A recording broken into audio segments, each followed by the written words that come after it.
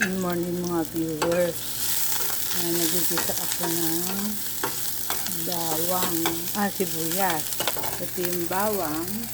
Sinisasal ko konti lang yung magkaroon lang siya ng lasa.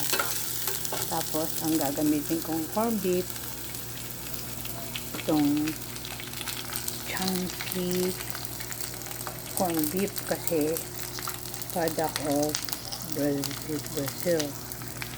Ayan, kasi hala siyang masyadong taba. Naglaga ako ng repolyo, yung sabaw niya ng pinaka-tsako. Ayan, yung pinaka-tea namin. Okay? Lalagay niyo lang tong corned beef, bawang, hinaan yung apoy, hahalo niyo mabuti. Ayan, init ako ng nabibili yan sa Island Pacific. Thank you for watching. See you on my next vlog. Bye.